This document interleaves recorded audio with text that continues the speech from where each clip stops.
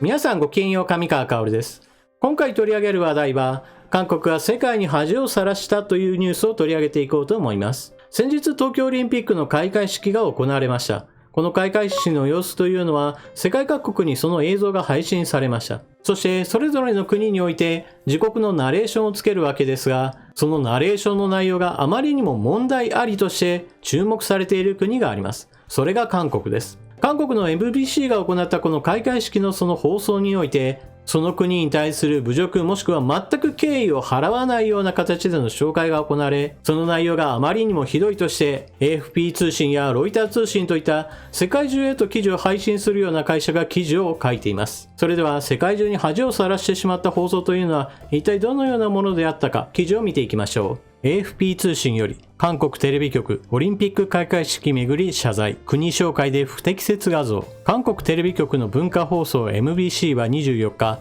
前日に放送した東京オリンピックの開会式の中継で参加国を紹介する際、不適切な画像やテロップを使用したとして謝罪した。中継では選手団の入場行進の際、ウクライナの説明にチェルノブイリ原発事故の画像を使用。また、ハイチの説明には暴動の画像、エルサルバドルの説明には暗号資産ビットコインの広告の画像をそれぞれ使用した。開会式の後、MBC はいくつかの国の説明で不適切な画像やテロップが使われたと謝罪した。番組では食文化を表す画像を使って紹介された国もあり、イタリアはピザ、日本は寿司、ノルウェーはサーモンの画像が使われた。また、マーシャル諸島を説明するテロップにはアメリカの元核実験場との説明が表示されたほか、ハイチについては大統領の暗殺で政情は不安定と表示された。オリンピックで国紹介するときに不適切な説明、画像などを使うということは今回だけではなかったという記事も出ています。初めてでない韓国テレビ局のオリンピック中継での不適切表現、北京オリンピックの際にも弱小国卑下。韓国のテレビ局 MBC が23日行われた東京オリンピック開会式を中継する際に各国の選手団の紹介でその国を卑下するニュアンスの内容を盛り込んで議論になっている中、2008年の北京オリンピック当時にも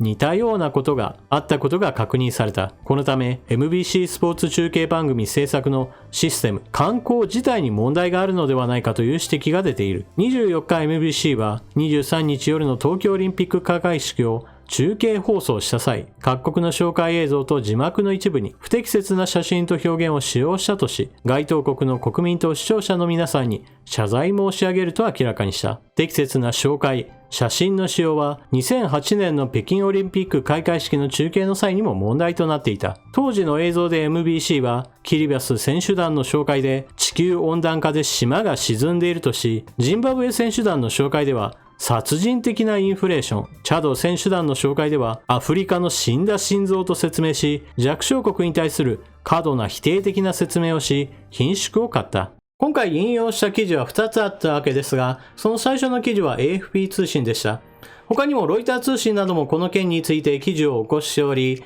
今回の話というのは決して韓国国内だけの話で終わったわけではありません。日本国内で伝わっているのと同様に AFP やロイター通信が韓国でこんなことがありましたよということを記事として配信しているわけです。そうした意味で私は世界に恥をさらしたなという表現を行いました。そして一体なぜこれが恥になるかといえば、当然のようにオリンピックで世界各国の紹介をするときにその国に対する敬意が全くないよということを明らかにしている。そのような放送が普通に流れていたというのが韓国だったわけです。この韓国の MBC というのは公営放送であり、どこか街角の変なおじさんがやっている一人ラジオのような番組再生ではありません。韓国国内では全国ネットで流れていますし、また地上波、衛星波、ケーブルテレビなど放送局としてはフルスペックの放送体制をとっています。そのような放送局がこのようなことをしている、なんて恐ろしい国だというふうに世界各国から見られるのですから、これを恥さらしと言わずとして一体何というのでしょう。そして批判されているポイントというのは、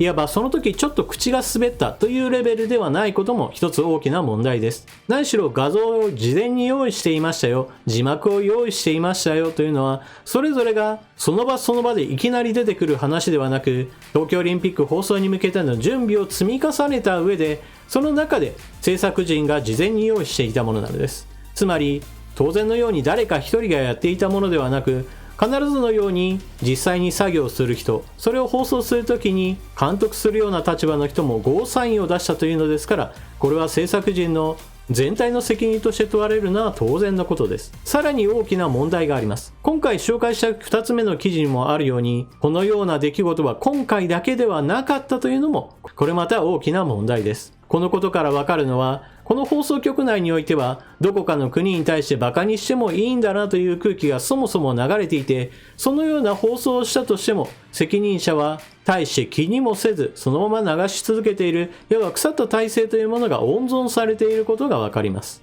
2008年行われた時の放送においては、貧縮を買ったという体でね、人事まで大きな責任追及はされていなかったのかもしれません。そういったことに味を占めて、この放送局内における空気として自分たちにとってバカにしやすい国に対しては存在な扱いをするそのような文化が局内で流れていたのかもしれません。MBC はこうした明らかにおかしな放送をしてしまったために批判が集中し謝罪に追い込まれています。そういった意味では過去行ってきたひどい放送というものがついに今回炎上してしまったという形になります。これは過去いろいろ小さな火種はあったが最終的には見逃されてそれが最悪の結果として今回破裂してしまったというわけです。これはまさに自業自得としか言いようがありません。また今回の東京オリンピックの開会式においては韓国側の放送においては例えば竹島についてやたらクローズアップして我が国の領土ですよということを主張するような内容なども流れていたそうですし、また東京オリンピック開会式を見て選手団がいろいろ並んでいるその光景を見た時に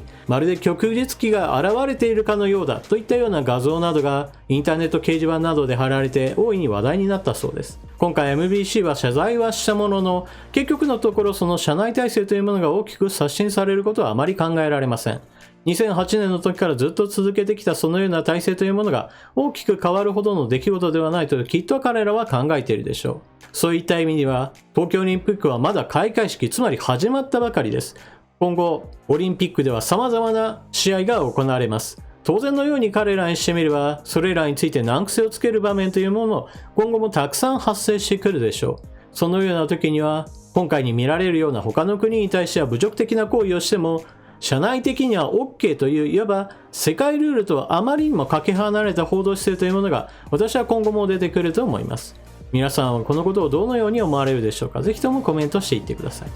それでは動画最後までご視聴いただきありがとうございました。チャンネル登録していない方はぜひともチャンネル登録を、そして動画を見終わったら評価ボタンのクリックもぜひともよろしくお願いします。それでは次の動画でまたお目にかかりましょう。またね。